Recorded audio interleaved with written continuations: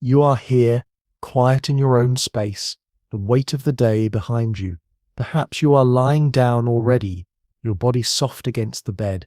Perhaps you are still moving gently through a few final tasks, letting your mind unwind. Either way, nothing more is asked of you now. You may let yourself rest, here, in this small circle of calm.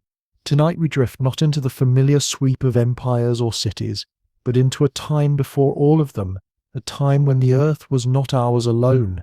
The firelight of memory shows us a world once crowded with kinds of humans, each carrying their own shapes, their own habits, their own genius. We were one among many, cousins sharing the earth. You don't need to stay awake to follow. If your eyes grow heavy, let them close. The story will remain, flowing onward even as you drift. The past will wait for you, as patient as stone. What does it mean to have once been one voice among many, and to wake one day as the only voice left? No pressure. You may find yourself asleep before the question finishes. That too is part of the journey.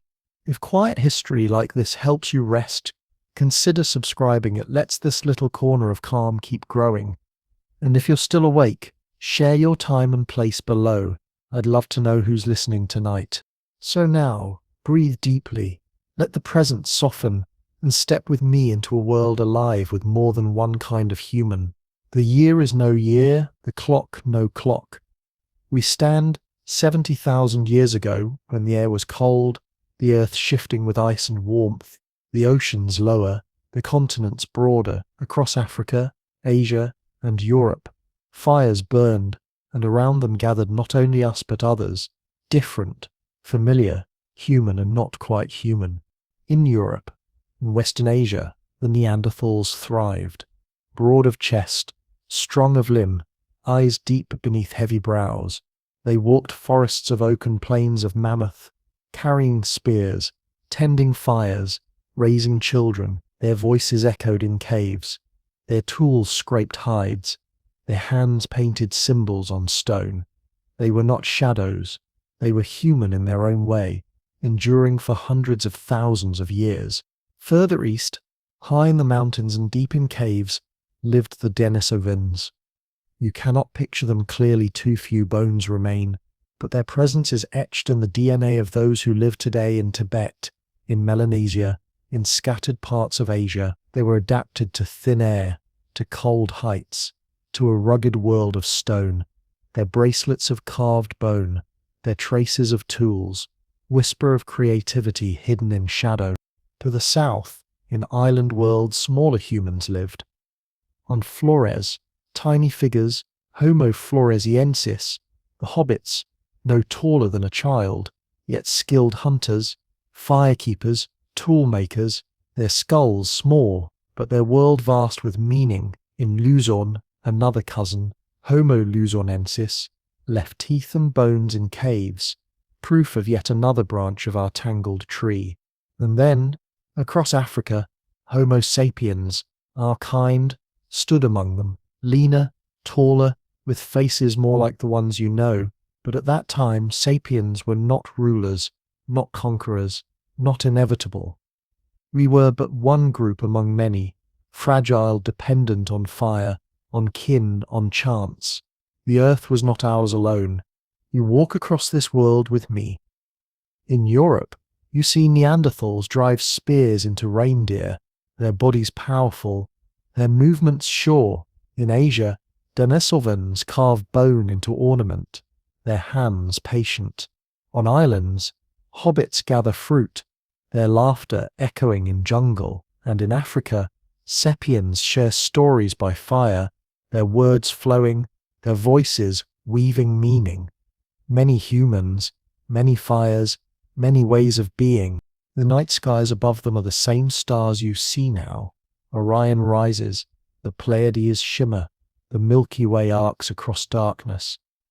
They look up too, their eyes catching light, their minds stirring with wonder. Perhaps they ask questions like yours. What are these lights? Where do we come from? Who else shares this world? The world is not empty of kin. It is full. To walk the earth then is to know you are not unique. Around every bend, Another fire might glow, belonging not to strangers of fur or fang, but to cousins of flesh and thought. You imagine the feeling, to know you are human, yet not the only kind, to see faces familiar, yet different, eyes like yours but deeper, hands like yours but broader, voices like yours but heavier, kinship mixed with strangeness, recognition blended with otherness. You sit at the edge of a forest, hearing the echoes. The Neanderthals in the north, the Denisovans in the east, the hobbits in the south, and you, the sapiens, in the center of Africa, preparing to step outward.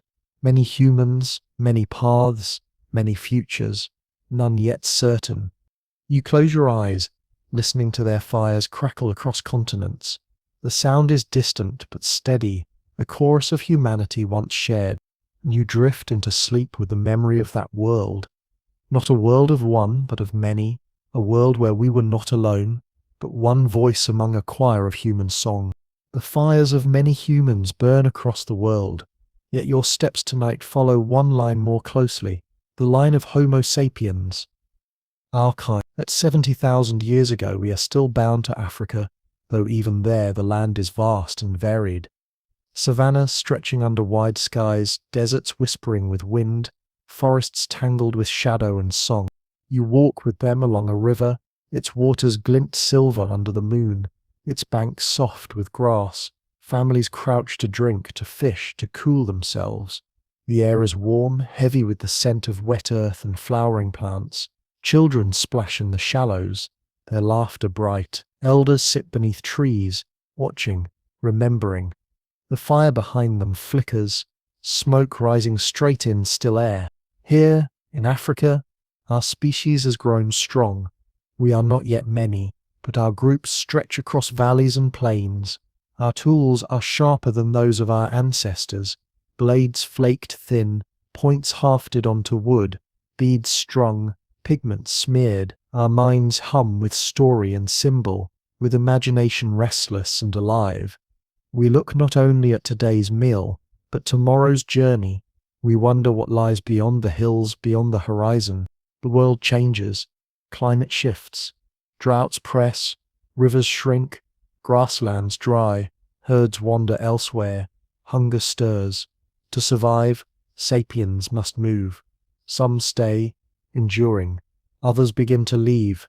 Step by step they follow rivers north, coasts east, deserts south. Small bands carry fire, tools, children, memory. One by one, they slip across thresholds of geography, stepping into lands no sapiens has seen before. You follow them out of Africa. The Red Sea glimmers under stars. At a narrow crossing, they step into Arabia, their feet pressing into new soil. Ahead lies the vastness of Asia. They move slowly, cautiously, but with persistence. Each fire kindled along the way marks another foothold. They hug coastlines. For coasts give fish, shellfish, water, birds. You see them gather clams, crack crabs, spearfish in shallow tide pools. They roast shellfish on fire, the smell sharp, briny. Their children play in sand, their voices mixing with waves, following shorelines. They stretch further, India, Southeast Asia, eventually even Australia. Others press inland, chasing herds across grasslands. They climb into mountains, their breath sharp in thin air. They cross rivers, carve paths through forest. Their fires spread wider, their footprints multiply. Always small bands, never armies. Yet slowly, surely their presence grows. At night, you sit among them on a beach. The tide whispers, stars blaze overhead. They gaze at constellations, their fingers tracing patterns. Perhaps they name them, perhaps they tell stories of them. The sky becomes map, the sea becomes path, the world expands. The expansion is not conquest, it is migration, wandering, searching. Each band moves for food, for water, for chance. Some vanish, swallowed by desert, drowned by river, lost to hunger, but others endure, and their children carry the fire further. You notice their adaptability. Where desert offers little, they craft gods to carry water, dig for roots, follow storms. Where forest crowds, they make snares for animals, gather fruits, carve paths. Where rivers swell, they build rafts, drift across. They do not wait for the world to bend. They bend themselves, shaping survival from diversity. The expansion is slow, measured in generations. A child born in Africa dies in Arabia. Her grandchildren see India. Her great-grandchildren walk into forests of Southeast Asia. Step by step, fire by fire, the world grows smaller, connected by their presence. Meanwhile, in Africa, others remain. They watch those who leave. They stay with rivers and plains. They endure in familiar land. Sapiens do not vanish from their origin. They spread, but they also root. The tree grows branches, not replacements. You walk further with migrants into Levant, into Europe. There they meet others, Neanderthals, Denisovans. Encounters are tense, sometimes violent, sometimes tender, but you leave that for later. For now, the focus is on movement itself, the steady outward flow of sapiens across continents. Their numbers are still small. Each camp holds only dozens, never hundreds, yet they spread wide, like sparks from a single fire carried on wind. They ignite new places, new homes, new stories. At night you lie with them on grass beneath stars. The horizon is unfamiliar, the scents of plants strange, the cries of animals unknown. Yet the fire burns the same, the children sleep the same, the bonds of family remain. Wherever they go, they carry home within them.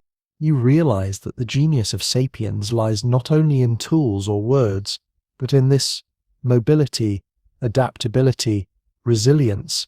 They are not bound to one valley, one cave, one island. They move, explore, endure in diversity. The world itself becomes their shelter.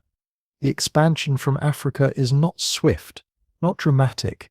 It is quiet, slow, inevitable as tide, and in its wake, the earth shifts. New lands gain new fires, new valleys hear new voices. The human chorus swells, sapiens' song spreading far. The night deepens. The fire burns low. You close your eyes, carried by rhythm of footsteps across continents, by the steady spread of our kind from one cradle outward, and you drift into dream, holding the image of sparks carried by wind, tiny, fragile, yet igniting the world. The footsteps of sapiens move outward, slow and steady, sparks spreading from Africa, along coasts, through valleys, across rivers, into forests.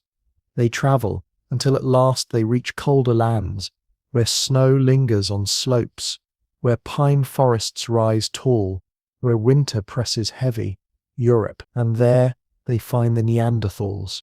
You walk with them into a clearing one grey morning. Frost clings to grass, mist hangs low. Ahead, figures move. At first you think they are sapiens, their posture upright, their hands carrying spears, their fires burning, but as you come closer, the differences show. Shoulders broad, chests barrel deep, brows heavy, faces strong. These are not your people, these are Neanderthals. The two groups pause at sight of one another. Silence hangs. Each grips spears tighter, eyes sharp, breath steaming in cold air. The forest holds still, waiting. Then one sapiens lifts a hand, palm open. A Neanderthal tilts his head, studying. For a moment, the distance narrows. Encounters like this were many, sometimes cautious, sometimes curious, sometimes violent. You witness both. One day they approach carefully, fire offered. The Neanderthals step closer, wary but intrigued. Sparks leap into new tinder. Flame catches, warmth spreads. They sit near each other, not mingling fully, but close enough to share heat. The sapiens shows beads strung from shells, the colours gleaming. The Neanderthal shows a scraper, heavy and sharp. Each admires the other's work, though words are absent. The fire bridges silence. Another day, you see conflict. Both groups hunt the same reindeer herd. Spears fly, shouts echo, blood spills. Neanderthal strength meets sapiens' agility, each determined, each desperate. When the herd scatters, bodies lie on ground, some Neanderthal, some sapiens. The survivors retreat, shaken, hungry, wary. Rivalry burns as hot as kinship. Yet, intimacy also blooms. You watch as a sapiens woman lingers near a Neanderthal man. Their eyes meet, their hands touch. Their embrace is awkward, yet tender. From such unions, children are born, neither wholly sapiens nor wholly Neanderthal, but both. Those children grow, live, their blood flows onward, into you. Even now, fragments of Neanderthal remain in your genes, whispers of these encounters written in your cells. The meetings were never one story, they were many. In some valleys, peace. In others, conflict. In some caves, mingling. In others, avoidance. The earth was wide, and human choices diverse. You walk into a Neanderthal cave, firelight flickers, shadows leap, scrapers lie scattered, hides stretch across frames, bones pile neatly. The Neanderthals glance up at you, cautious, not hostile. Their children stare wide-eyed, their women murmur low, their men grip spears but do not rise. You sit at edge of fire, feeling their gaze, sensing their question. Are you kin or rival? You realize how similar they are. Their fires burn like yours, their voices murmur like yours, their children laugh like yours. And yet, their bodies differ, their habits differ, their world is not quite the same. Recognition mixes with strangeness, kinship with distance. At night, you lie awake between camps. Neanderthal fire on one ridge, sapiens fire on another. Smoke rises from both, sparks drift upward, stars wheel overhead. Two kinds of human, side by side, neither yet knowing which will endure, which will fade. You drift into thought. Could they think like us? The question lingers. Their tools, their art, their burials, all whisper yes. Their presence before you, strong and steady, insists yes. But the story is not finished. Encounters with them will shape what follows. Trade, conflict, intimacy, inheritance. For now, you simply watch. Fires flicker, voices echo, children sleep. Two kinds of human, alive together, and you drift into dream, carrying with you the image of that meeting, the first gaze across frost, the first fire shared, the first blood mingled. Proof that we were not alone, but we were one among many, and that survival was never certain. The fire of the Neanderthals flickers behind you, their voices fading into forest night. You turn east now, across steppes and rivers, through forests and valleys, until the ground rises, stone climbing into sky. The air grows thin, sharp, cold, peaks pierce clouds, snow gleams even in summer. You enter a cave on the side of a mountain. Its mouth is wide, its interior dark and cool. Water drips steadily, echoing faintly. At its center, a fire burns low. Around it sit figures, like Neanderthals, yet not like sapiens, yet not. Their faces are harder to see, the bones alone tell little, yet their presence is clear. They are broad like Neanderthals, but perhaps taller. Their teeth are large, their fingers strong. Their bodies endure the cold air with ease. These are the Denisovans, shadowkin, remembered more in blood than in bone. You crouch beside them. They sharpen tools of stone, similar to Neanderthals, but you see bracelets too, carved from green stone, polished smooth, drilled with a hole to be worn. You touch it. It is delicate, intricate, requiring patience and precision. Artifacts like this whisper of care for beauty, of expression beyond survival. These are not shadows. These are humans of thought and craft. You watch as they climb slopes where air grows thin, their chests expand deeply, their breath steady, They move easily, where you would gasp, where your lungs would struggle. Later, in your own age, scientists will find their genes in Tibetan peoples, helping them thrive in altitude. That inheritance began here, in Denisovan chests breathing thin air like song. At night they huddle near fire, hides pulled close, children curled against parents. Their voices murmur, deep and steady, rising and falling like wind. You cannot understand words, but you hear rhythm, cadence, intention. They speak to one another, laugh, hum, soothe children, call across cave. But in this moment, their fires burn steady. They hunt animals of mountain ibex on cliffs, elk in forests, even great mammoths on plains below. They carve meat, dry hides, split bone for marrow. They gather roots, berries, herbs. They endure as Neanderthals endure, as sapiens endure, each group in its own place, each shaped by its own land. You walk with them higher still. Stars blaze sharp in thin air, closer, brighter. They point upward, gesture, murmur. Perhaps they tell stories of lights above. Perhaps they see kin, ancestors, spirits. You cannot know, but their wonder is visible, their gaze steady. The Denisovans are fewer than others. Their traces are scattered, rare, yet here, in this cave, in this fire, they are alive. Their children laugh, their elders murmur, their hunters return weary but triumphant. They live, human as any other. You sit by their fire, the mountain wind sighing outside, the air thin but steady. Their faces glow orange, their hands busy with tools, their voices hum low. You realize how many kinds of human the world once held, how rich the chorus of life once was. The Denisovans are not footnotes, they are part of the song. At dawn you step outside cave. The mountains glow gold, the valleys stretch wide. Rivers gleam like silver threads, forests dark and deep. This was their world. Harsh, beautiful, endless. They endured it with strength, with fire, with community. They shaped themselves to it, and in turn shaped those who came after.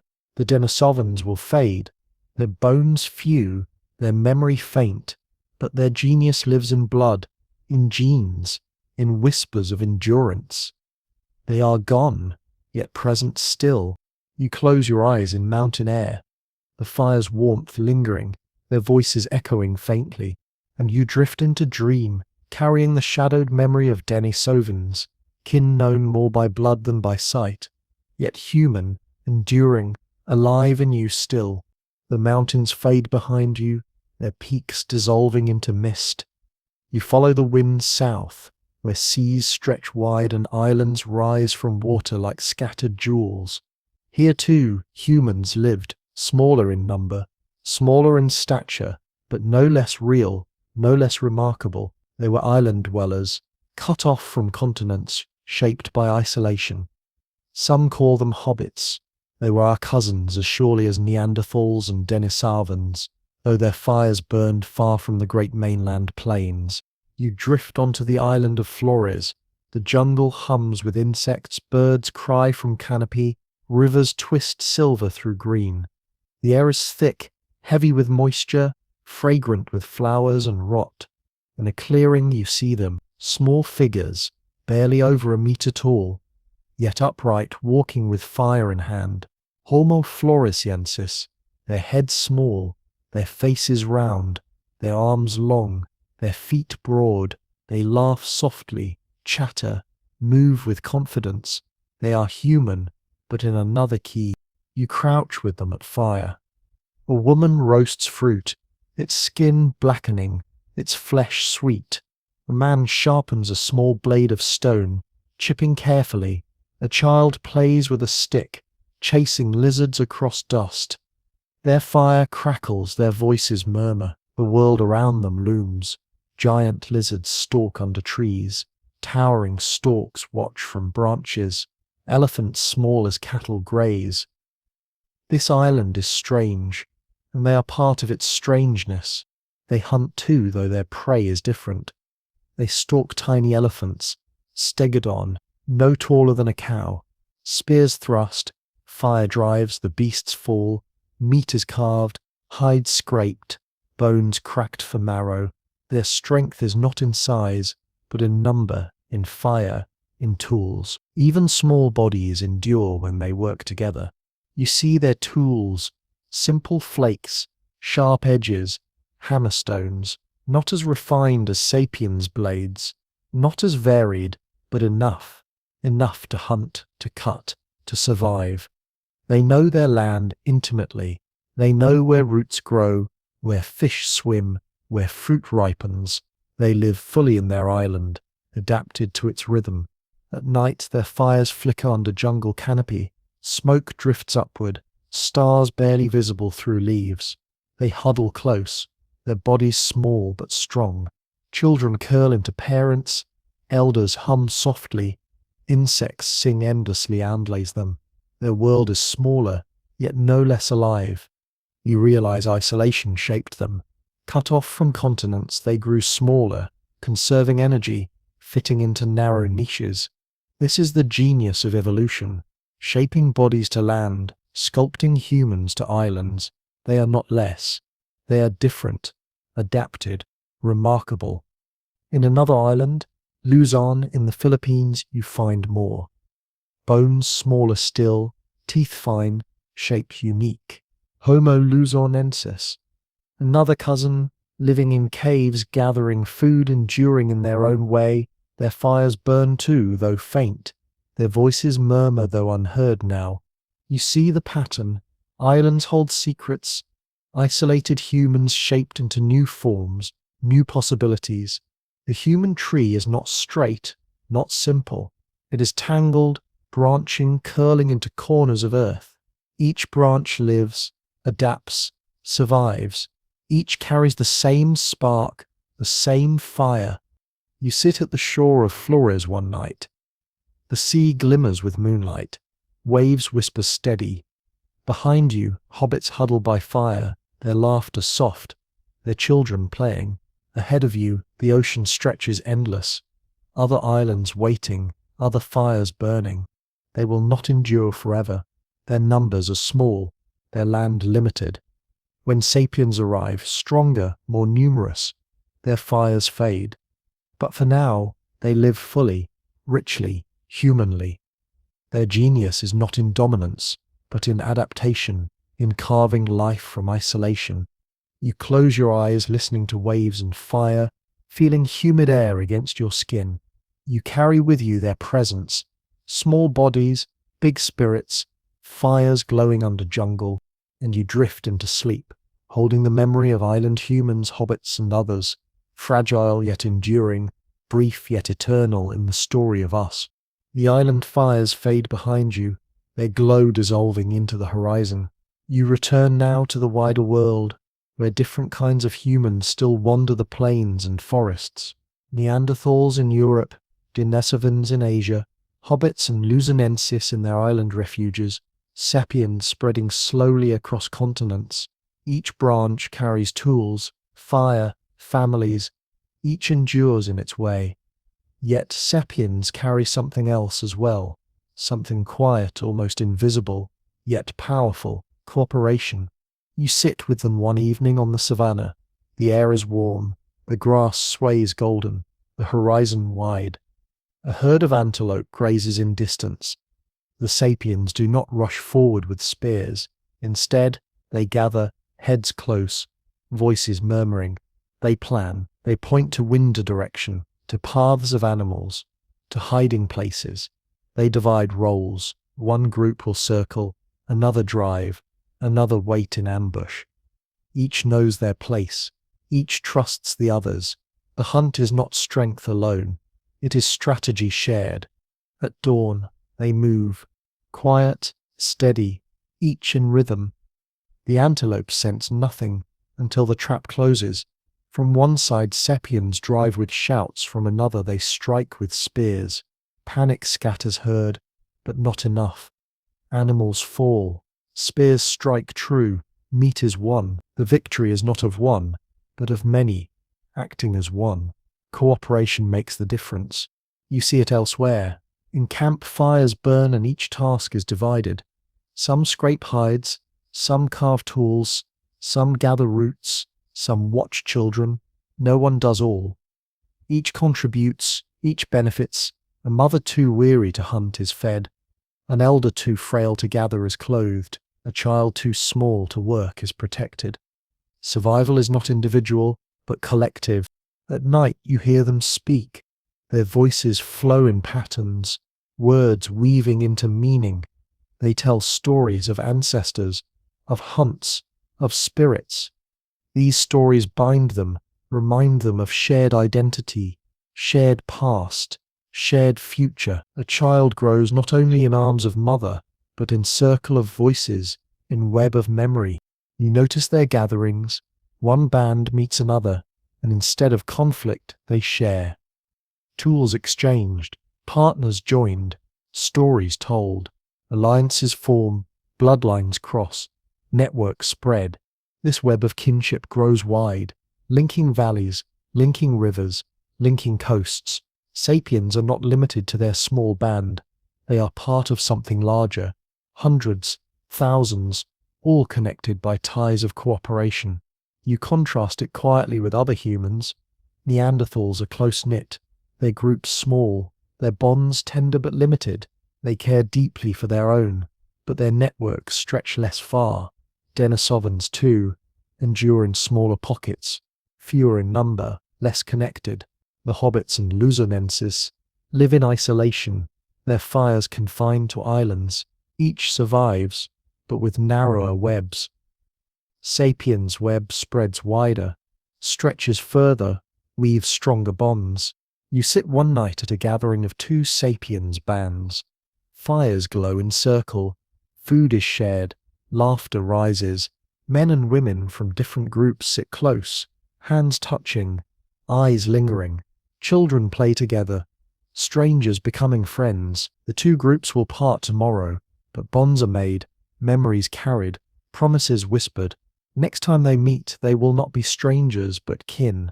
This is cooperation, the ability to imagine others not as rivals but as allies, to trust beyond immediate family, to share with those not of your band, to bind together in invisible threads. It is not always easy, not always peaceful, but it creates strength beyond numbers, endurance beyond hunger. You watch as storms come, rivers flood, winds howl, herds vanish. Alone, one band might starve. Together, with networks, with allies, with bonds, they find food elsewhere, shelter elsewhere, safety elsewhere, safety elsewhere. Cooperation turns survival from chance into resilience. The fire crackles low, voices fade into murmurs, then silence. Families curl together, children between parents, elders embraced. Beyond this camp, other camps burn, other voices murmur, all connected by web unseen. You close your eyes, breathing with them, carried by rhythm of shared life, and you drift into sleep, holding the truth that our survival was not strength alone, but togetherness, that the fire of cooperation burned brighter than any single flame. The fire of cooperation glows behind you, steady and warm, its sparks drifting upward into night. You step forward now into another flame, quieter, sharper, carried in stone and bone and thought, tools for the story of sapiens and of why we endured when others faded, is also the story of innovation. You sit beside a woman in camp. She holds a core of flint in one hand, a hammerstone in the other. Her face is calm, her movements deliberate. She strikes, a flake chips away, thin and sharp. She strikes again, angling carefully, splitting edges into symmetry. Soon, a blade emerges, narrower, sharper, finer than those of Neanderthals. She tests it on hide, its edge slicing clean. She smiles faintly, satisfied. Nearby, another works bone. He shapes it into needle, delicate and slender. He threads sinew through its hole, pulls it tight, pierces hide, clothing forms, stitched snug, shaped to body, warmer, more protective than simple draped skins. Others gather around, watching, learning. Each stitch is survival, but also imagination, the ability to shape raw hide into garment fitted and lasting. At the river's edge, you see men carving hooks from bone, attaching them to lines of twisted fiber. They bait hooks with grubs, cast into water. Wait. Soon, a fish pulls, twisting silver in current. They pull it in, laughter rising. Fish are roasted on fire, their scales crackling, their smell rich. This food is new, abundant, reached only by hook and line. Innovation opens doors others never walked through. In forest, you see traps, snares strung across paths, pits dug deep, covered with branches. Small animals stumble, fall, are caught. The traps work while humans sleep, multiplying food without multiplying effort. A quiet genius, simple but profound. You notice their variety. Neanderthals shaped scrapers and points with mastery, but their toolkit shifted little across centuries. Sapiens' toolkit blossoms, needles, fishhooks, blades, ornaments. Diversity spreads like branches of tree. Tools become not just sharper but more numerous, more specialized, more adaptive. At night you sit by fire as a young boy plays with flakes. He strikes them clumsily, laughs when sparks fly. His mother takes his hand, adjusts angle, guides strike. He learns not only skill, but creativity, the willingness to try, to fail, to try again. You see ornaments too, beads of bone, shells drilled with holes, teeth strung on sinew. They are worn not for survival but for meaning, identity, beauty, belonging. To adorn is to innovate, to imagine that life is more than hunger. You walk further into caves where pigments smear walls, ochre ground into powder, blown into handprints, painted into shapes. Not tools for meat or hide, but tools for story, brushes of bone, cups of pigment, torches of resin. Innovation becomes expression, becomes art, becomes memory. The world shifts with climate. Herds move, rivers dry, forests burn, rivals struggle. But sapiens adapt, not only with bodies but with tools. When land changes, new inventions arise. Nets for fish, needles for clothing, bows for hunting. Each challenge becomes seed of creation. You realize then that tools are not only objects, they are mirrors of mind. To imagine a needle before it exists is to think forward. To carve a fishhook is to see possibility in bone. To make ornaments is to see beauty in shell. Innovation is imagination made physical. It is thought given edge. At dawn, you see hunters leave camp with spears tipped with stone blades, sharper and lighter than before. They move swiftly, their weapons flying true. Prey falls, meat is brought home. The hunt is not easier but more efficient. More food, fewer losses, greater survival. Innovation changes not only task but life itself. Back at camp, women stitch clothing, bone needles flashing in morning light. Children wear garments fitted snug, warm against cold.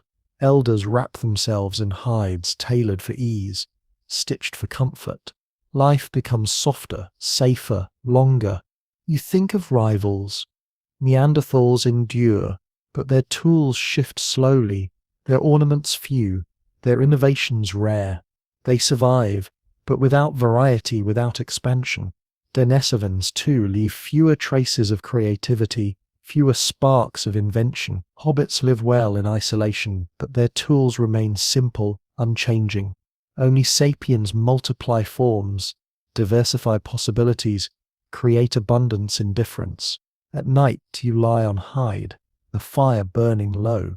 Tools lie scattered, blades, needles, hooks, beads, each small, silent, yet profound. They are more than stone and bone, they are survival shaped by thought, imagination given edge, cooperation made permanent. You close your eyes, drifting.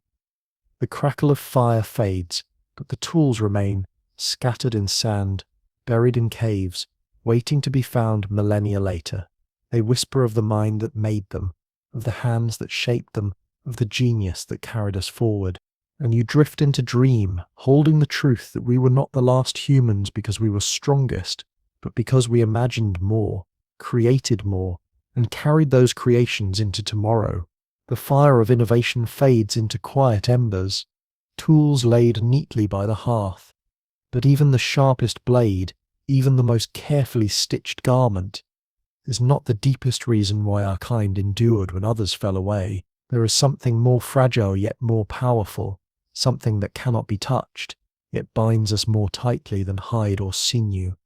Symbols, language, story. You sit with them in the stillness of evening. The hunt is done, the meal eaten, the children drowsy, fire crackles, sparks drift upward, shadows dance against stone walls. Then a man leans forward, his voice rising, his hands move in rhythm with words, his face shifts with expression. The children stir, their eyes brighten, the adults lean closer.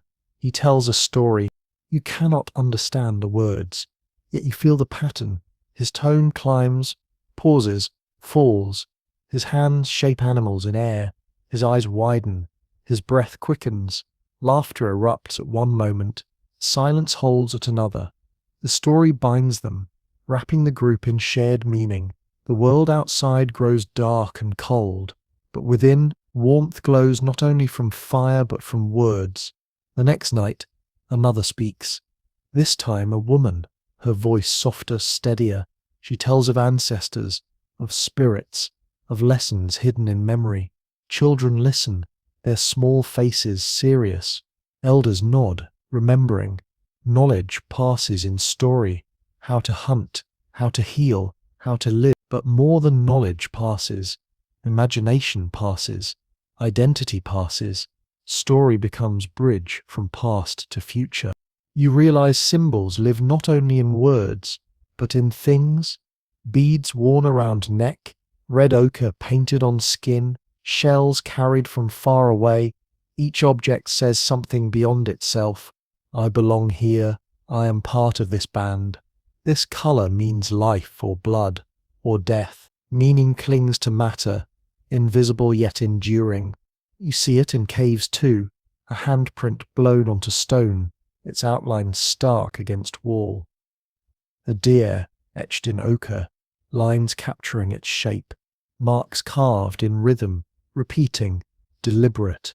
These are not accidents, they are symbols. They carry meaning beyond moment, beyond hunger. They say, we were here, and we imagined more than survival. In one camp you watch children play with story. They mimic adults raising hands, making sounds, inventing tales. They laugh, interrupt each other, add new twists. The others listen, amused but attentive. Play becomes practice. Practice becomes memory. Memory becomes story. Story becomes culture. This is where Sapiens' genius lies, not in muscle, not in speed, but in imagination shared. Symbols allow many minds to think as one. Language lets ideas travel further than footsteps. Stories bind hundreds into a single we, stretching trust beyond family, beyond band, into networks wide as rivers. Neanderthals spoke, perhaps. Denisovans too, but their symbols were fewer, their stories quieter, their networks narrower. Sapiens multiplied meaning endlessly. A bead meant beauty, a color meant blood, a gesture meant kinship, a word meant memory. Layers upon layers, weaving invisible webs strong enough to stretch across continents. At night you lie among them listening. Their voices rise and fall, words weaving through air. Some tell of today's hunt, others of spirits in sky, others of ancestors who once walked here. The children drift to sleep in rhythm of voices, their dreams shaped by story. You too feel your breath slow, your eyes heavy, carried by the cadence of language. You think, why were we the last? Perhaps because we told the most stories, imagined the most meanings, built the widest webs of trust. Perhaps because we could believe in things unseen, gods, spirits, futures, nations, promises, and act together as if they were real. Symbols made cooperation infinite. Language made networks vast. Stories made memory immortal. The fire burns low. The cave walls hold shadows. Voices murmur on. You close your eyes, the rhythm of story lulling you, the warmth of symbols carrying you into sleep, and you drift into dream, holding the truth that our survival was written first, not in stone or bone, but in words, in meaning, in the quiet genius of story. The fire of stories fades into embers, voices sinking into quiet sleep. Outside, the land itself shifts, restless, changing, never still. For the fate of humans, sapiens, Neanderthals, Denisovans, hobbits, all was written not only in tools or language, but in earth and sky, in ice and rain, in climates that rose and fell like breath. You walk into a plain one morning, the air sharp with cold, the grass crunches with frost, herds move slowly, their ribs visible from hunger. Winter has grown long, harsher than before. The glaciers creep southward, ice thickening, pressing forests back, drying rivers, hardening ground. Neanderthals endure, wrapped in hides, huddled in caves, their fires glowing faint in endless cold. Sapiens endure too, but they wander further, seeking warmer valleys, richer herds, safer ground. Then, centuries pass, and the pendulum swings, the ice melts, rivers swell, forests spread thick and green, animals wander into new ranges, new plants sprout, the air grows damp, heavy with scent of growth. Valleys once frozen now bloom with flowers, but the change is swift, unpredictable. Floods sweep through lowlands, storms rage more fiercely, forests burn in summer heat. Each shift is challenge, each season uncertain. You walk with sapiens across deserts where once grass grew. The sun burns fierce, the land cracks dry, dust stings eyes. They carry water in skins, dig roots from soil, follow faint tracks of animals. Hunger presses, thirst gnaws, but they endure, their corporations strong, their networks wide. They trade with others, share with kin, spread across land until new rivers are found. You walk with Neanderthals through forests, shrinking under cold. Trees die back, herds wander elsewhere. Food grows scarce, they endure, but their bands are fewer, their ranges narrower. They return to caves they have always known, clinging to familiar valleys even as they change. Their strength is great, but their adaptability less. The land presses hard against them. You walk with hobbits on Flores, their island steady, yet even here storms grow harsher, seas rise, forests shift, their numbers small, their margin thin, one cyclone too strong, one drought too long, and survival teeters. The landscape itself is rival as much as kin. No human escapes its weight, yet sapiens bend with it more easily. Their tools shift with climate, their foods diversify, their networks expand. When rivers dry, they move. When forests burn, they adapt. When prey vanishes, they fish, they trap, they forage. They do not cling to one way, but invent another. At night, you sit in a cave with sapiens. The wind howls outside, snow drifts high against stone, yet within, fire burns, hides stitched into snug clothing, food gathered not only from hunt, but from stored roots, dried meat, fish caught in river months before. Their preparation is survival. Their imagination sees not only today's hunger, but tomorrow's scarcity. You see the rhythm of change in their faces. Their children learn to adapt quickly. Their elders teach memory of storms past. Their networks share knowledge across valleys. Where Neanderthals endure in small numbers, sapiens endure in many. Where Denisovans adapt to mountains, sapiens adapt everywhere, their range expanding across climates, across continents. The landscape shifts again. Warmth, cold, dryness, flood. Each wave reshapes land, animals, humans. Each wave tests survival. Some branches bend, others break. You realize then, That why we were the last is not only story of rivals, but of Earth itself. The climate pressed all humans, some endured longer, some vanished sooner, but sapiens, with their cooperation, their innovation, their symbols, bent with each shift, spread with each change, found new paths where others faltered. You stand at the edge of a glacier, blue ice stretching vast, cracking with thunder. You stand at the bank of a swollen river, waters rushing fierce, carrying trees away. You stand in desert dust, air shimmering with heat. Each place whispers the same truth. Survival belongs not to the strongest, but to the most adaptable. You close your eyes, carried by rhythm of climate, of ice and thaw, of flood and drought, of storms and silence, and you drift into dream, holding the truth that the earth itself shaped who endured, that sapiens bent with change, and in bending survive. The ice groans and melts behind you, rivers swell and fade, deserts breathe dust across the horizon. The climate shifts, restless and indifferent. Yet survival depends not only on weather, but on neighbors. In a world of many humans, prey is shared, shelters are contested, caves and valleys become prizes. Competition stirs, quiet at times, violent at others. You walk with a group of sapiens through forest at dawn. Their spears are tipped with stone blades, sharp and light. Their eyes scan ground for tracks, their ears tuned to faint sounds. Ahead, deer move in shadows, their hooves soft against earth. The sapiens circle, their voices low, their hands signaling the hunt begins. But then, as they move closer, another fire's smoke rises through trees. Neanderthals are here too, following the same herd, stalking the same prey. The two groups freeze at sight of one another. Spears tighten, shoulders stiffen. The deer bolt, sensing tension.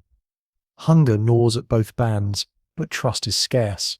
For a long moment silence holds, then the Neanderthals shout, a guttural cry, driving deer away from sapiens and toward their spears. The chase erupts, animals fleeing, humans pursuing, dust rising.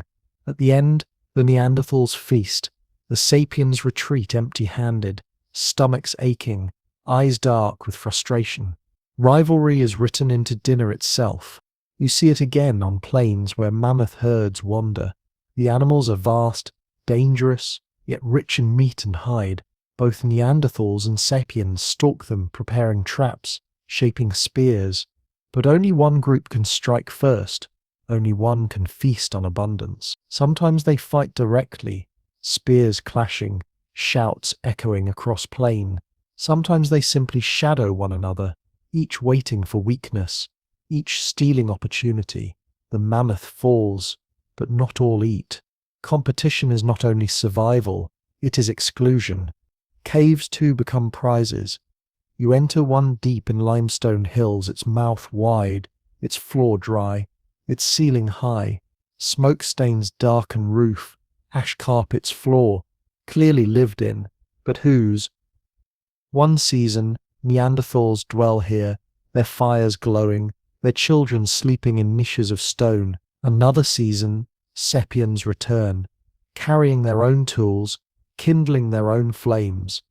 The cave remembers both, its walls holding voices of two kinds of human, but never both at once. To lose a cave in winter is to risk death. To win it is to survive. Even rivers are shared.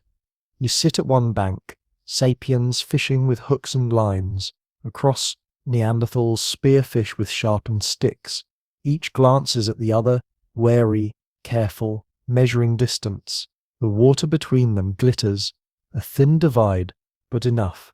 Both drink, both eat, both endure, for now. Yet competition is not always blood. Sometimes it is quiet displacement. Sapiens arrive in valley, Neanderthals leave. Neanderthals return later, sapiens gone. Over time, more sapiens arrive, more stay, more claim. Slowly, steadily, rivals shrink back.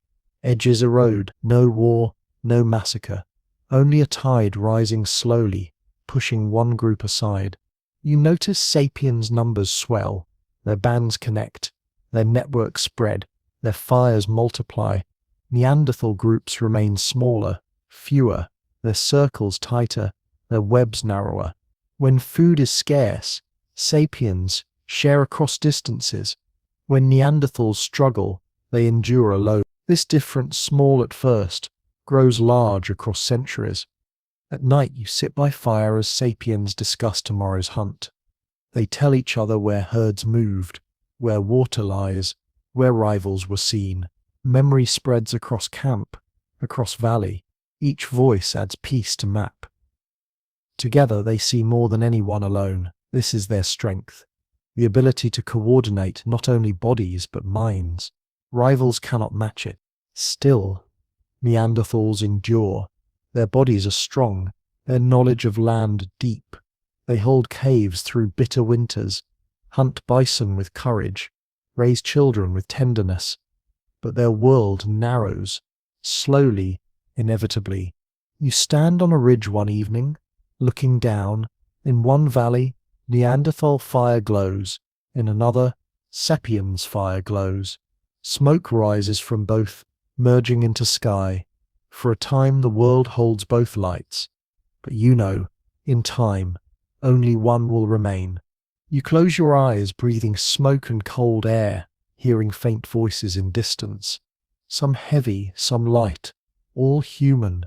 Competition hums in night, shaping future, deciding who will endure. And you drift into dream, holding the truth that survival was not in emptiness, but in rivalry. That we lived in a world crowded with cousins, and slowly, fire by fire, place by place, we became the last. The valleys of competition quiet now, smoke drifting from both fires into the same sky. For though rivalry shaped much of the story, it was not the only thread. Between conflict and distance came other moments, softer, quieter moments of meeting, of touching, of exchange. For humans are not only fighters, not only hunters, we are also sharers, lovers, minglers. The traces of these moments still live in you. You walk with a band of sapiens crossing into new land. Their feet press softly into soil. Their eyes scan horizon. Ahead lies a Neanderthal camp. The sapiens pause, grip spears, but then lower them. Hunger does not press too sharply tonight. The air is calm. They approach slowly, hands open. The Neanderthals tense, but they too do not strike. The two groups stand close, silent, uncertain. Then one woman offers a shell strung on sinew, polished bright. A Neanderthal man accepts, nods, then offers in return a scraper, heavy and sharp. An exchange. Simple, symbolic binding. You see others. A sapiens shows how to shape blade thin and long. A Neanderthal shows how to haft point securely into spear. They watch, imitate, learn. Skills cross from one to another. Tools improve. Knowledge spreads. Competition gives way, for a moment, to cooperation. Food is shared too. A sapiens offers dried roots. A Neanderthal offers marrow-rich bone. They eat together, cautiously at first, then more easily. Laughter stirs, voices mix, children inch closer, curious. Soon they play side by side, tossing bones, chasing shadows. Their parents watch, but do not stop them. Rivalry softens into kinship, if only briefly, and sometimes intimacy grows. You see a sapiens woman and a Neanderthal man step away from camp into forest. Their voices murmur low, their hands brush, their bodies draw near. Their embrace is awkward, but their need is ancient. In the dark, they become not rivals but lovers. From such moments, children are born, half sapiens, half Neanderthal. Those children live, laugh, grow. They carry bloodlines onward. Even now in your veins, fragments of Neanderthal remain, whispers of such unions. You sit with one such child at fire. Her face blends traits, chin softer than Neanderthal, brow heavier than sapiens. She plays with beads and bones, speaking both sets of words, laughing in both cadences. She is bridge, proof that difference did not mean division always. Her bloodline flows forward into you. It is the same with Denisovans. In caves of Asia, Sapiens and Denisovans meet. They share food, tools, fire. They share bodies too. Children are born, carrying genes that still shape you. Resistance to sickness, ability to breathe thin mountain air, strength to endure cold. Denisovan presence lingers in Tibet, in Melanesia, in places far from their original fires. They are gone, but their blood hums still. These moments are not rare. They ripple across centuries, each meeting different, some violent, some tender, some fleeting, but enough endure that every human alive today carries traces of others, Neanderthals, Denisovans, perhaps even hobbits or others still unknown. All leave fingerprints in your genome. You are mosaic, not singular. You are chorus, not solo. At night you sit by a fire where two groups mingle. Sapiens laugh, Neanderthals hum low. Children dart between. The Sapiens elder shows beads of shell. The Neanderthal elder shows ochre marks on stone. They nod, each recognizing meaning in the other. The firelight blurs differences. The warmth feels the same. For in that glow all are human. You realize then that survival was not only rivalry, it was entanglement. To live was to meet, to exchange, to touch. We did not remain pure, we became mixed. We did not remain separate, we became kin. The world remembers this, even when memory fades. Science finds it in bones, in genomes, in whispers of ancient children. But you feel it more deeply sitting here, watching faces glow in firelight, so different, so familiar, so human. The night deepens, fires burn steady, voices mix, laughter rises, silence falls. Children sleep, curled beside parents of one group or the other, or of both. Above, stars glitter, the same for all. You close your eyes, carried by rhythm of mingled voices, by warmth of shared fire, by intimacy that reaches across boundaries, and you drift into dream, holding the truth that we did not outlive our rivals untouched, but intertwined, that their blood, their genius, their tenderness still live in us, hidden yet eternal. The mingled fires burn for a while, voices of sapiens, Neanderthals, Denisovans blending softly. Children of mixed blood play in the glow, their laughter carrying into night. But as centuries turn, those fires grow fewer. Slowly, steadily, one by one, the other humans vanish. Not in a single battle, not in one great ending, but in quiet disappearances. Valleys left silent, caves abandoned, bloodlines fading. You walk through Europe first. The forests are thick, the winters long. Neanderthals endure as they always have. Strong, skilled, tender with their kin, but their numbers shrink. Where once a valley held many bands, now only one. Where once a cave echoed with laughter, now only silence. Competition with sapiens grows sharper, prey scarcer, land narrower. Step by step, the Neanderthals retreat, their fires burning dimmer. You find one of their last camps. A few families huddle in cave, fire flickering low. Their eyes are weary, their children thin, their elders frail. They still laugh, still scrape hides, still care for one another, but their world feels smaller, fragile. Outside, sapiens spread, their fires multiplying, their tools sharper, their networks wider. Neanderthals endure, with courage, but endurance is not enough.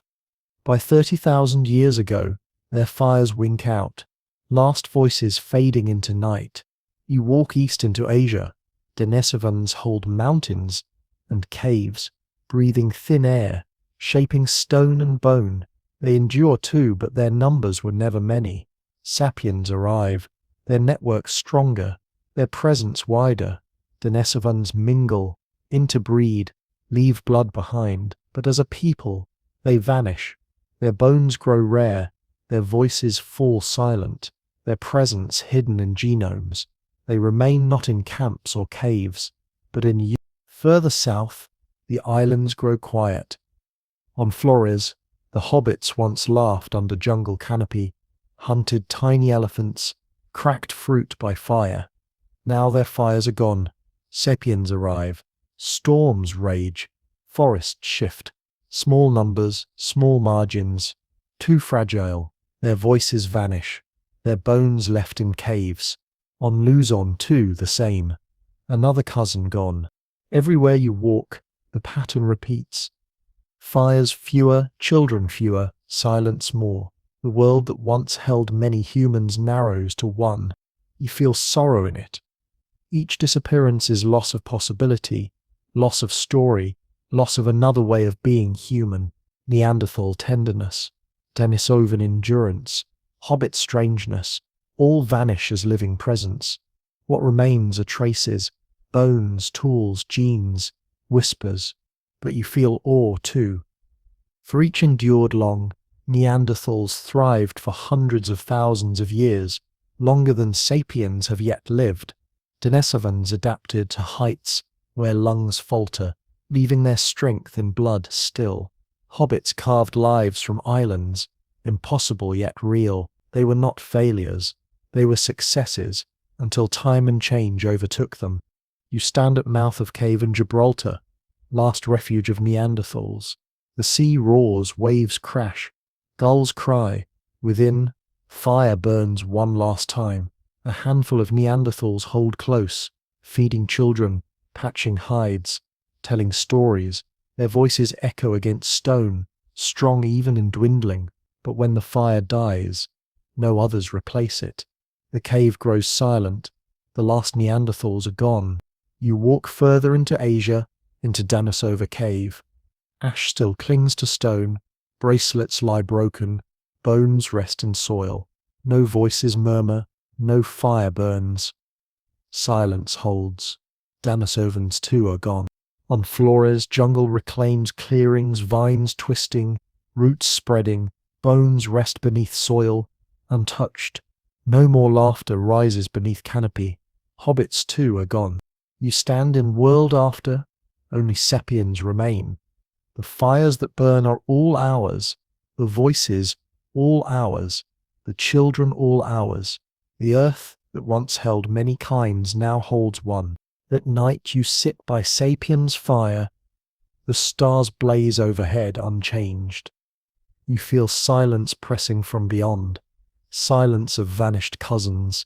Your band laughs, sings, tells stories, but you remember those others, their absence as loud as their presence once was. Why were we the last?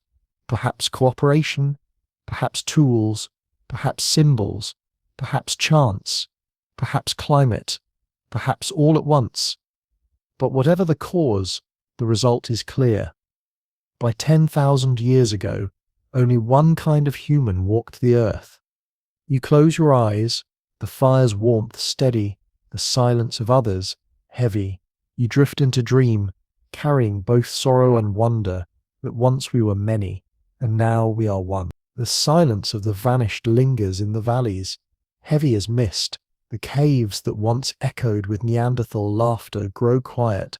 The mountains where Denisovans breathe thin air stand empty of their fires.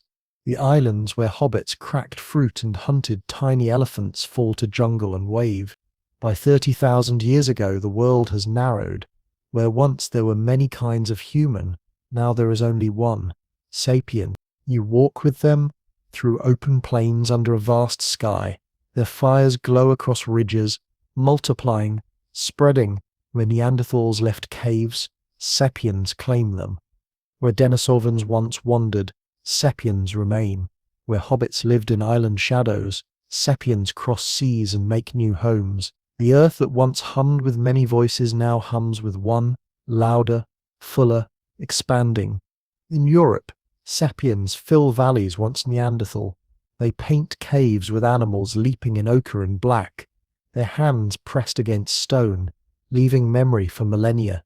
Their camps stretch larger, their hunts more organized. their children more numerous. Forests echo not with Neanderthal hums but with Sapiens' song. In Asia, Sapiens wander further than Denisovans ever spread. They adapt to mountains, to deserts, to coasts. Their networks bind valleys together. Their innovations multiply. Needles stitch clothing warm enough for snow. Nets catch fish in rivers swollen with spring. Spears tipped with bone and stone strike swift and far. Their presence grows unchallenged where Denisovans once endured. In Oceania, Sapiens cross seas. Rafts and canoes carry them to islands where no humans lived before, or where hobbits once did. Their fires light new shores. Their footprints press into new sands. They fish in rich waters, gather fruit from forests, carve lives from distant places. In Africa, their homeland, Sapiens thrive still. Bands spread, rivers fill with laughter, deserts with footprints. They remain at the root, even as branches spread wide. Africa is never abandoned. It remains heart of the tree, even as crown reaches sky. You sit among them as they gather one evening. Their circle is wide, their voices loud, their laughter full. They speak of hunts successful, of stories remembered, of futures imagined. The firelight glows on painted faces, on beads of shell, on garments stitched snug. Children tumble across ground, their games echoing far. Elders watch, nodding, remembering. There is abundance here, abundance of life, of meaning, of presence. You notice difference in scale. Where Neanderthal groups were small, Sapiens gather in larger bands, sometimes hundreds linked by kinship, by story, by trust. Their fires are not solitary but many, linked by networks across valleys. The scale brings strength, resilience, continuity. When one band suffers hunger, another shares food. When one faces storm, another offers shelter. The web stretches wide, stronger than any single thread. You notice difference in imagination too. Their caves are filled with animals painted not only as they are, but as they move, leap, thunder. Their ornaments are not only shells, but shells carried from hundreds of miles away. Their stories are not only of today, but of ancestors long gone, spirits unseen, futures yet to come. They live not only in present, but in past and future, weaving time into identity. You walk with them into new lands. In tundras they hunt mammoth, in forests they trap deer, in deserts they dig roots, in coasts they fish, each place different, each survival shaped by land. Yet Sapiens bend to all. The earth becomes their canvas, and they paint survival across it endlessly. At night you sit by a river, the fire glows, the water shimmers with moonlight. Their voices rise in song, layered, rhythmic, carrying far. Once, other humans sang too. Now only these voices fill the air.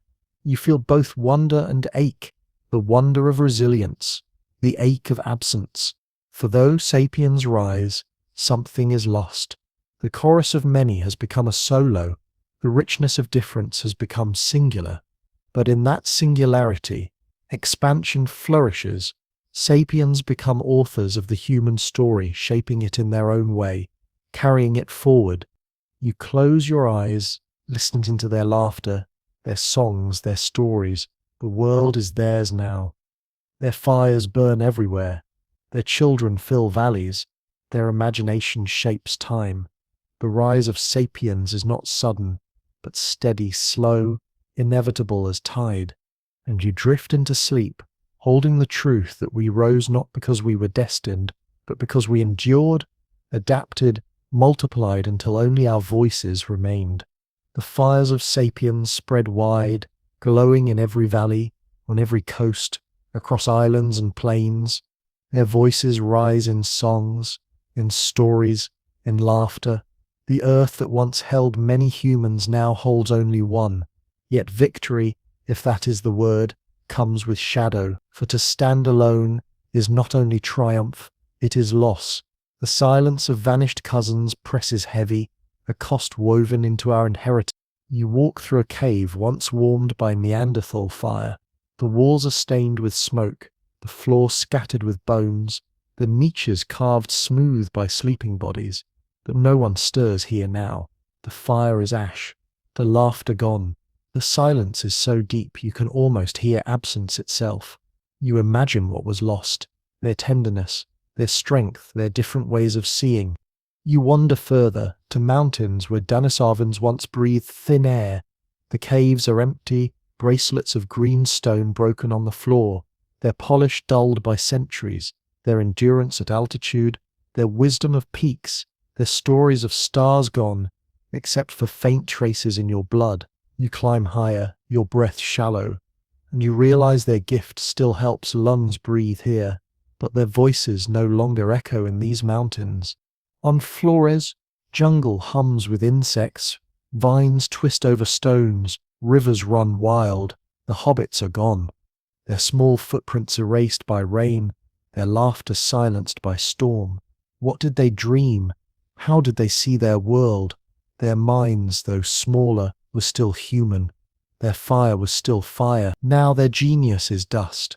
You pause in silence, and grief stirs, for each disappearance narrowed the human chorus. Each cousin gone took with them unique knowledge, unique ways of imagining. The world of many became a world of one, and something precious was lost. You walk among sapiens' fires now. They glow brightly abundant everywhere, yet even here you notice shadows. The victory of sapiens meant rivalry, displacement, perhaps violence. It meant others did not endure. Their absence is woven into our presence. Their loss is our solitude. You wonder, what would it have been to share still, to sit by a fire where Neanderthals hummed low, Denisovans carved bracelets, hobbits laughed softly, sapiens told stories, a chorus of humanity, richer, fuller, more varied.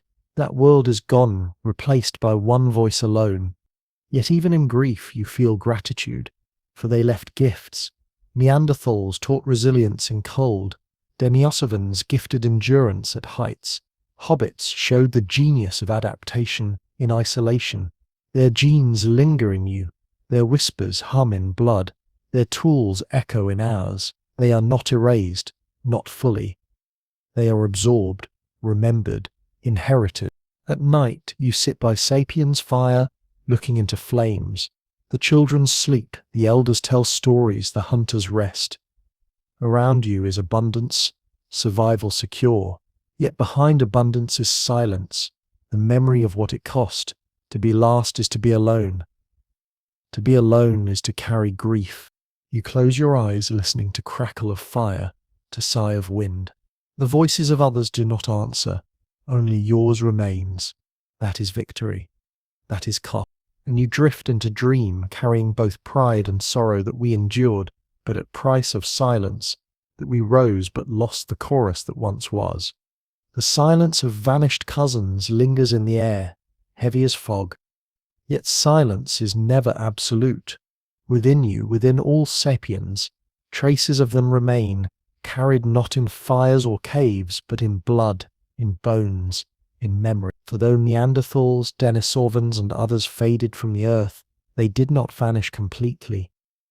They live on within us, hidden yet enduring. You sit by a modern fire, its glow steady, its warmth familiar. The people around you look only sapiens, their faces smooth, their bodies lean. But in truth, they are not sapiens alone. Their blood hums faint with Neanderthal, their lungs carry Denisovan strength.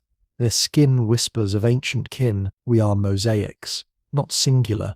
We are chorus, not solo.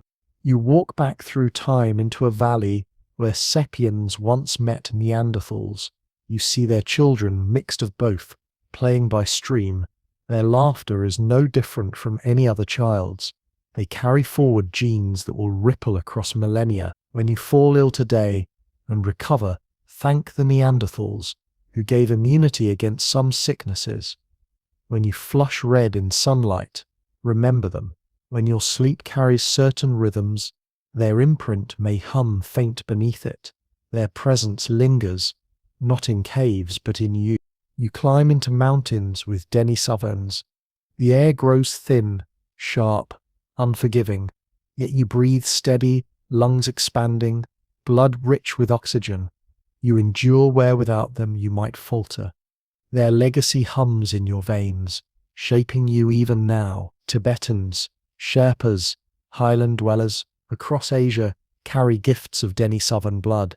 They breathe because Denisovans once breathed.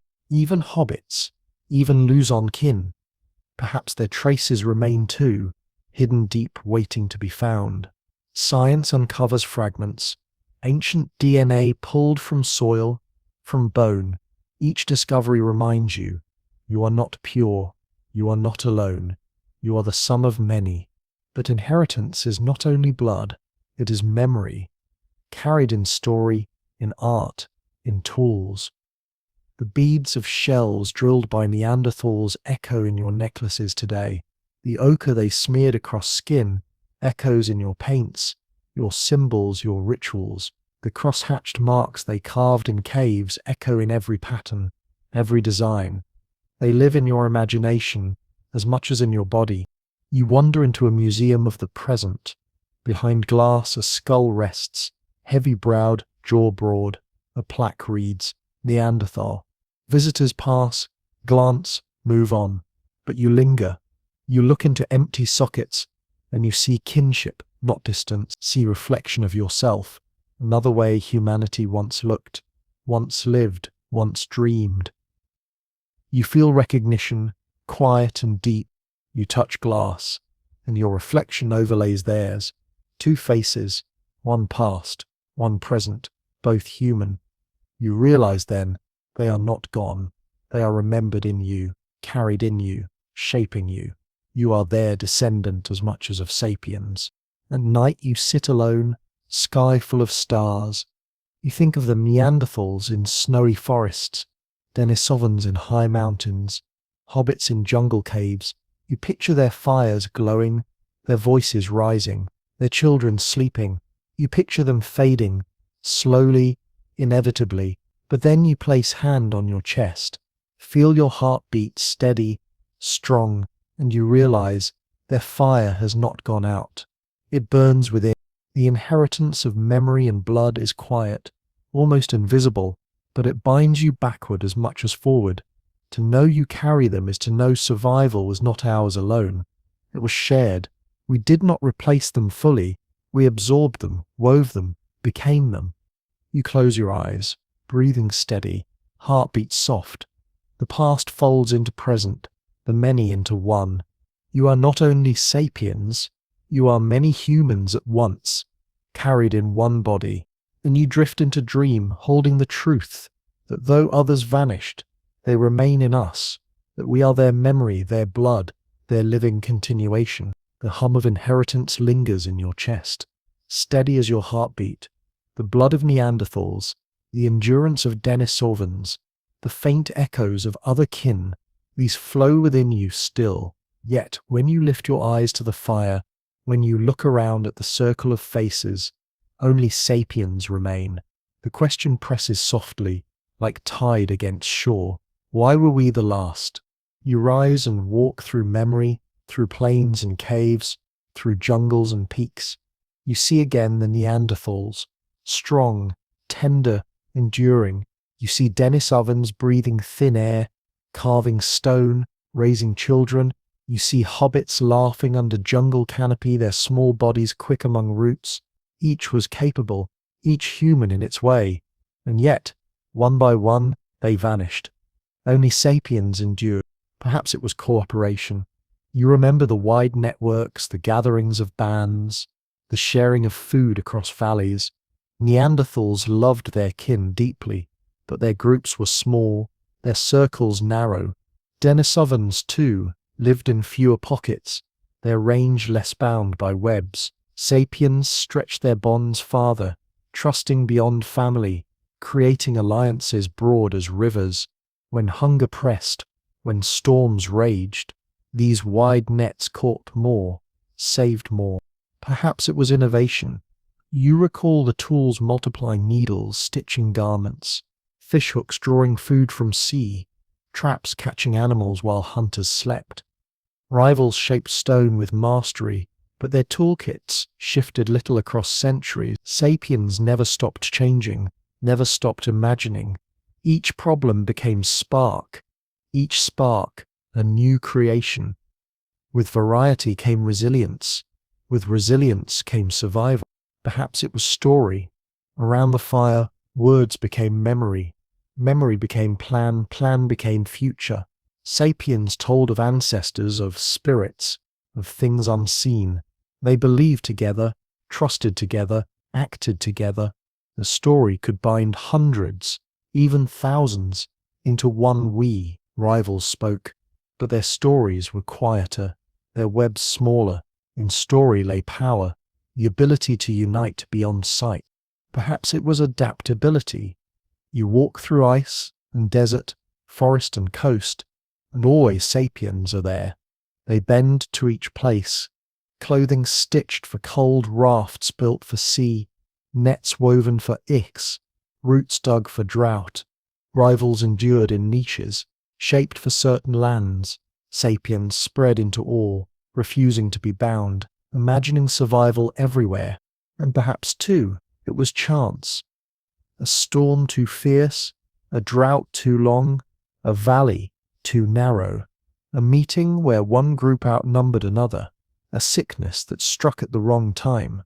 Survival is not only genius, it is luck. To endure is sometimes to be in right place at right time, with right tools, with right allies.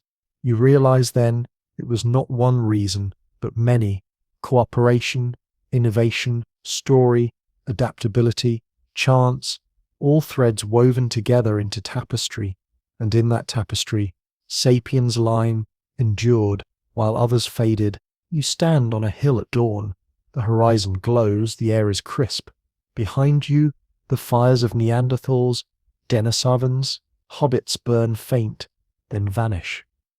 Before you, Sapiens' fires spread wide, multiplying, glowing across plains, coasts, forests. The earth is theirs now, the silence of others heavy, the chorus reduced to solo, yet within that solo linger echoes, blood and memory, whispers in genome and story. Why were we the last? The answer is not triumph alone.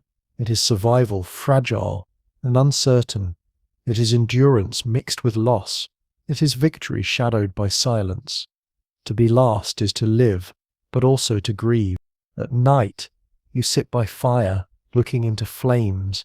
The children sleep, the elders speak, the hunters rest. You hear only sapiens' voices now, yet if you listen deeper, you hear others too. The hum of Neanderthals in your blood, the breath of Denisovans in your lungs, the laughter of hobbits in your imagination. They are gone, yet not lost. They are part of why you are here, part of why you endured. You close your eyes, letting fire's warmth sink into you. The question lingers, soft, unhurried. Why were we the last? Perhaps because we could imagine being more. Perhaps because we carried others within us. Perhaps because the earth chose, or chance chose, or we chose together. The answer is not one, it is many. And you drift into dream, holding the truth that our aloneness is both triumph and sorrow, that we were the last humans because we bent, because we imagined, because we endured, and because others, though gone, still live in us. The fire burns low now, its glow soft upon the ground. The voices of sapiens fade into quiet, and the echoes of Neanderthals, Denisovans, and other cousins fall silent in the night. You have walked far across plains and mountains, through caves and islands, past many fires. You have seen the world of many humans, and you have seen it narrow until only one voice remained. Let that story rest now. The question of why we were the last will linger, but you need not hold it tightly. The past is vast, patient, and it will wait. You may let your thoughts soften, as gently as embers dissolving into ash. Breathe slowly. Feel the weight of your body ease. Your shoulders loosen. Your hands rest. The room around you is safe, quiet, still. You are not asked to solve the story tonight. You are only asked to drift with it, to let it cradle you like the steady rhythm of tide. The Neanderthals, the Denisovans, the island hobbits, all their fires have gone dark, but their traces live in you. In your blood, in your breath, in your dreams, they are carried forward. Nothing is ever truly lost. It only changes form, slipping from fire to ash, from body to memory, from past into present. Let your breath fall into rhythm with theirs, slow, steady, enduring. Let your mind grow quiet. If you fall asleep now, you will not miss the ending. The story is already within you, folded into your being, waiting when you wake. Close your eyes. Let the silence deepen. Let the warmth of fire fade into darkness. Let sleep carry you gently, as the last humans once carried the memory of all the rest. Good night. Sweet dreams.